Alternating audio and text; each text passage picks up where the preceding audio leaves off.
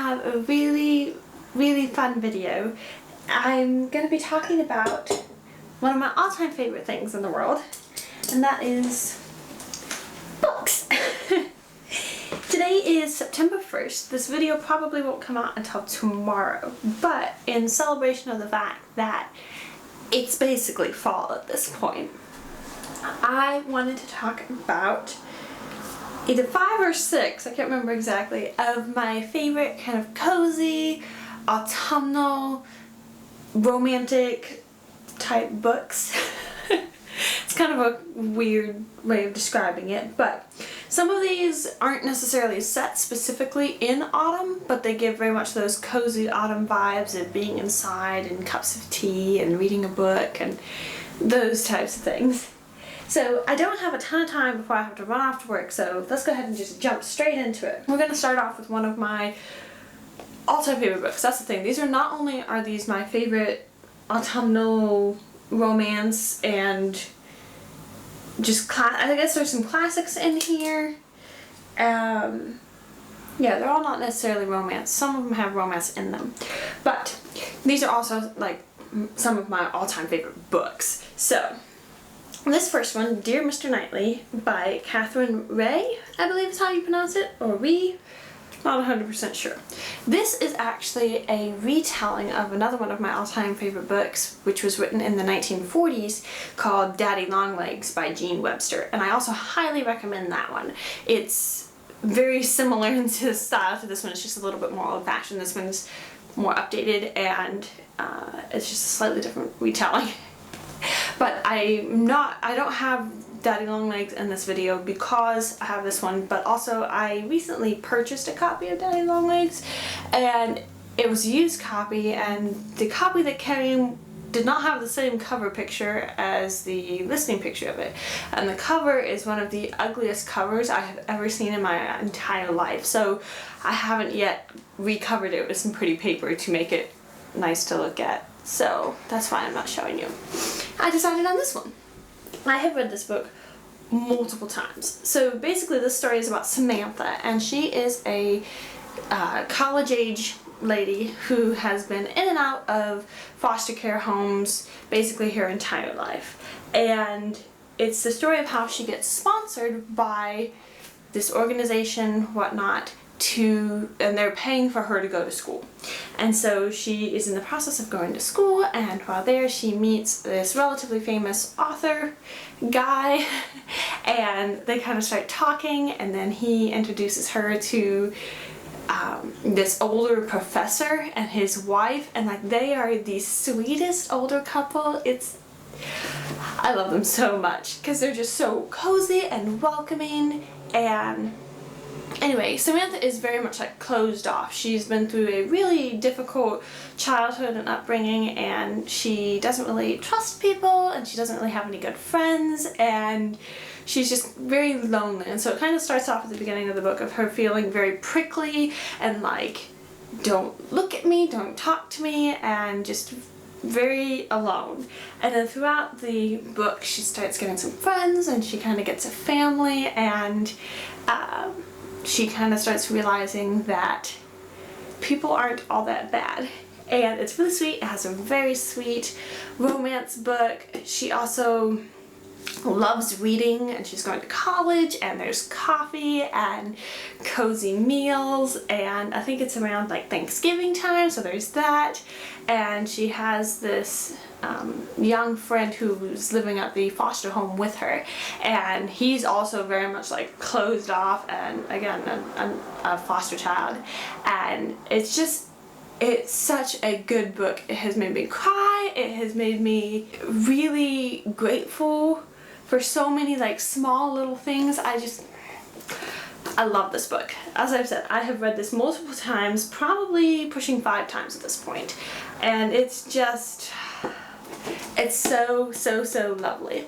So the reason it's called Dear Mr. Knightley is it's based off of the Daddy Longlegs book, and it's all in I forgot I should mention this. It's all in like letter form. So basically the organization has agreed to pay her way through college, but she has to keep them regularly updated. It's kind of like an accountability thing by sending these letters to this person, the person in charge.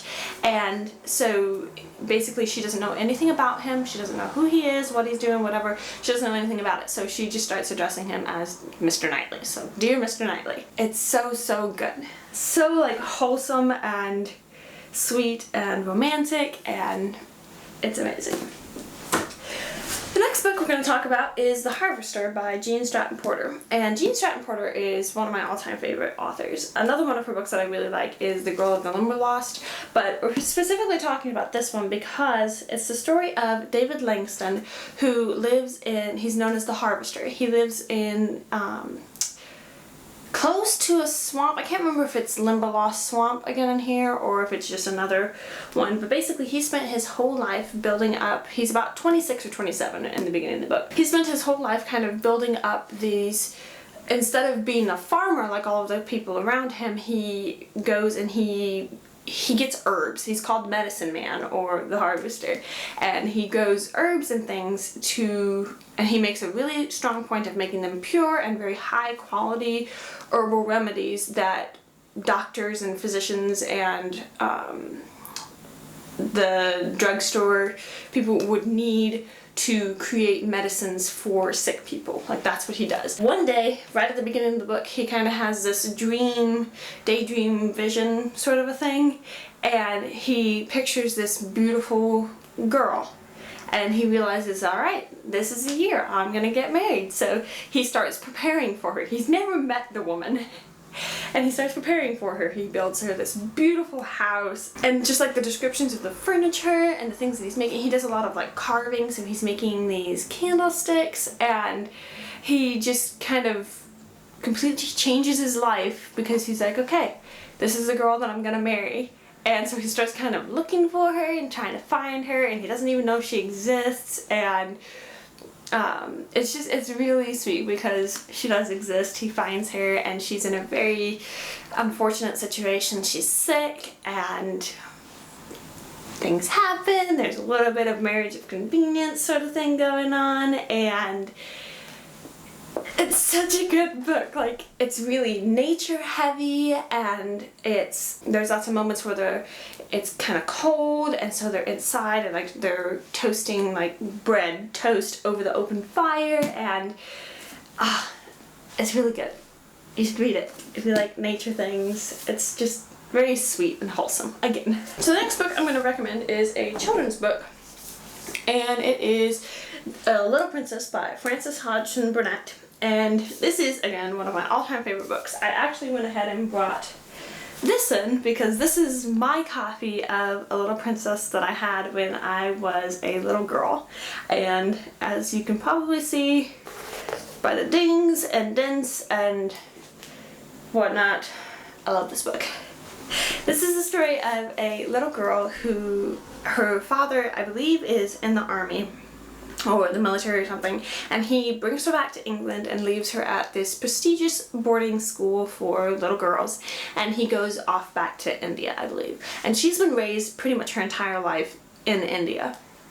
And so she comes back and she's just this very elegant, sort of, I don't know, mature kind of adult persona in this like little girl. And so people originally start kind of as a kind of not nice thing calling her a princess and stuff, and so it ends up being like I don't know if you'd ever call it a compliment, but she's this very sweet, precocious little girl, I guess you could say, and she's very smart and very intelligent. People don't really listen to her too much. There's this one moment in this book that I absolutely love where she's been trying to tell the lady that runs the school that she knows how to speak French.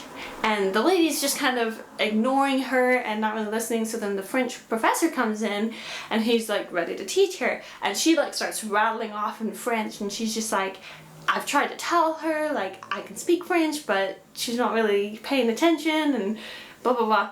And so the French teacher just turns to the head matron lady, and it's just like, this little girl doesn't need to know French, she is French basically.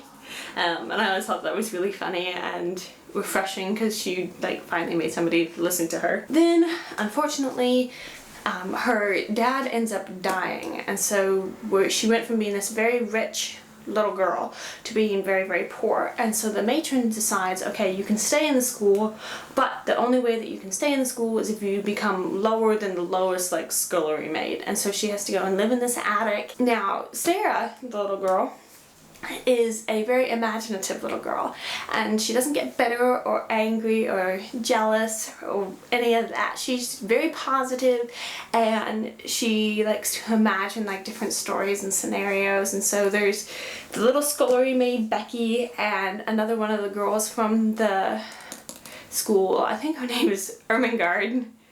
I think that's what it is. It's been a really long time since I read this book, but and so these three girls like become really good friends, and the other two girls will sneak up to Sarah's attic and she'll tell them stories, and it's really sweet. It has a lovely ending, but basically Sarah is just this really, really nice little girl, and that's not what I meant to say. I meant to say it's very cozy. There's times when it's really cold, and it's just, there's little tea parties, and I don't know, I don't feel like I'm doing it justice in the way that I'm describing it. I just absolutely love this book.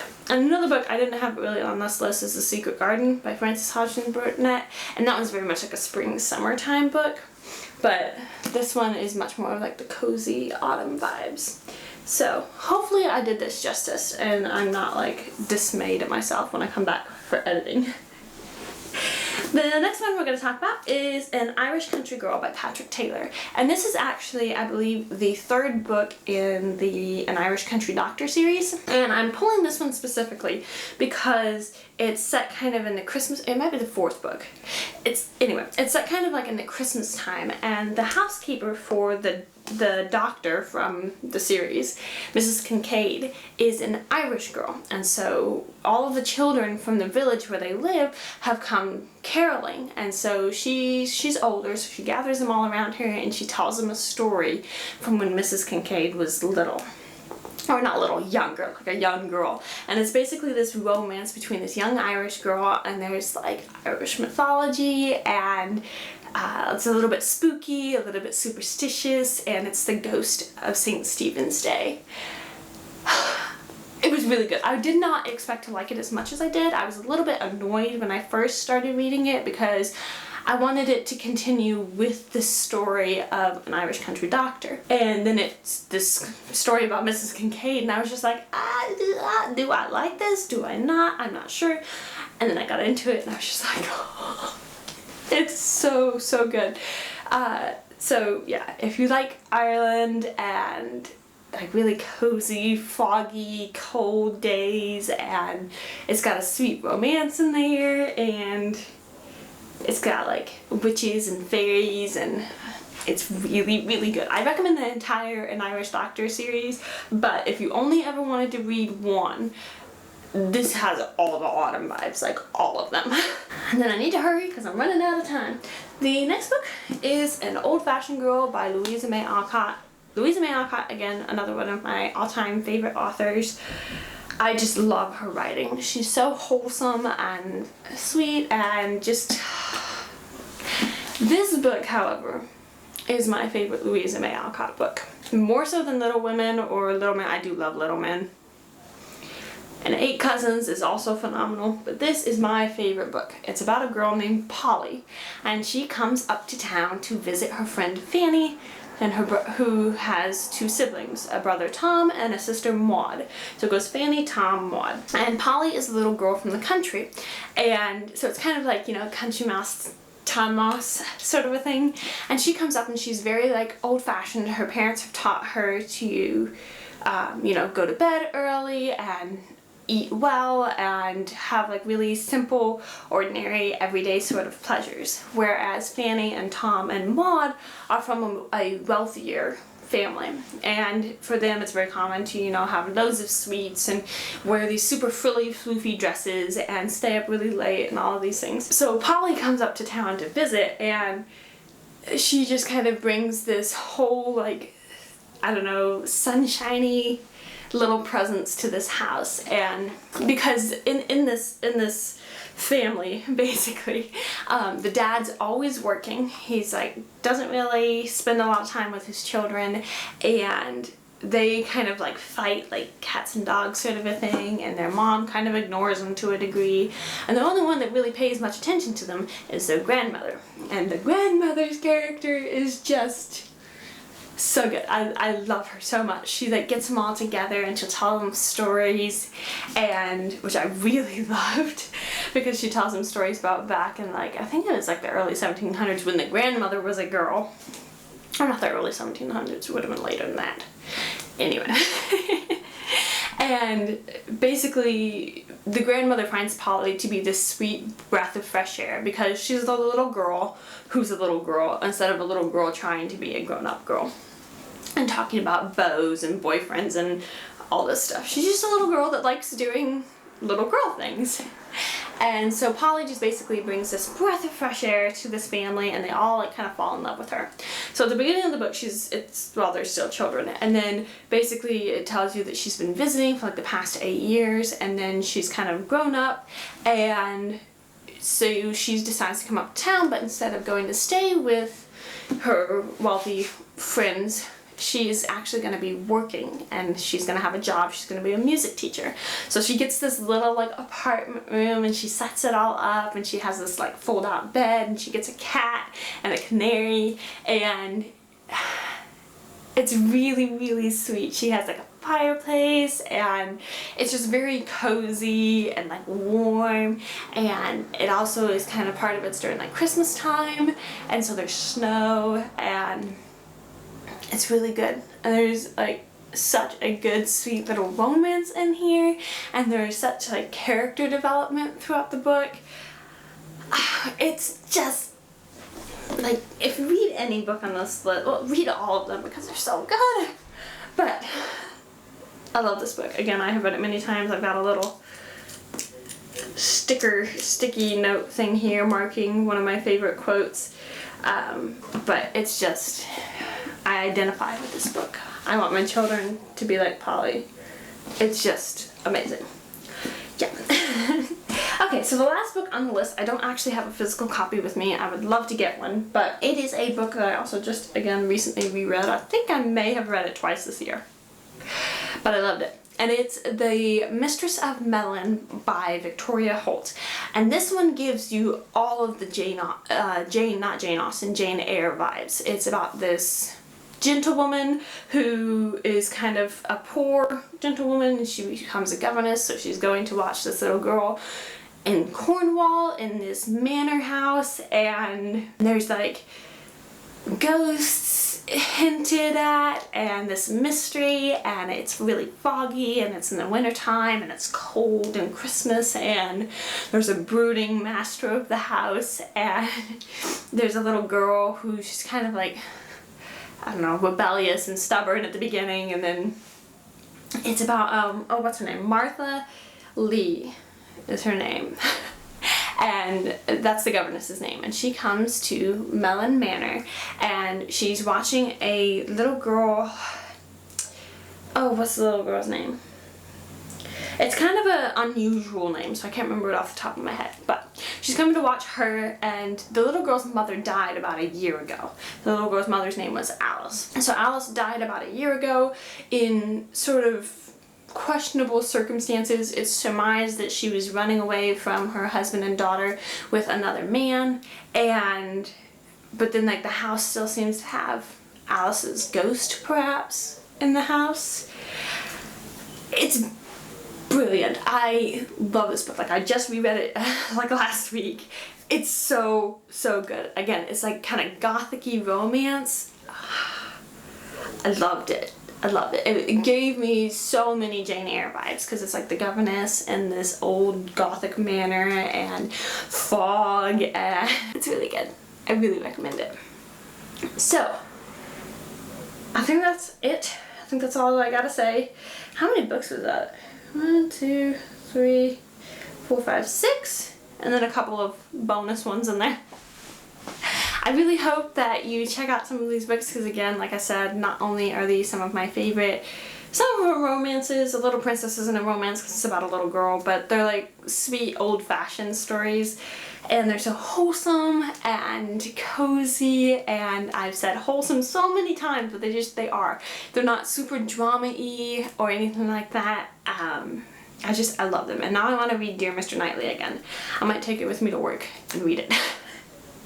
But anyway, I hope that you check these books out and that you find a new favorite book. If you have any cozy, wholesome, autumnal sort of books that you absolutely love, please put them down below because I love reading. I read so many books, and the wholesome, like drama-free ones, those are my thing. I do not like super drama-y, stressful books where you're like kind of on edge or where the characters are really stupid or anything like that. Not my thing. I like really wholesome, refreshing books. So, if you have any recommendations, I really want to hear them. Anyway, I've got to go. I've got to finish eating my peach, finish drinking my tea, and make my bed before I go to work. So, thank you so much for watching. I hope that you enjoyed the video, and I'm really excited about some more like fall time, autumnal videos that I'd like to make. And yeah, that's about it. Thank you for hanging out with me, and I hope you have a wonderful day, a wonderful week. I will see you next time. Bye.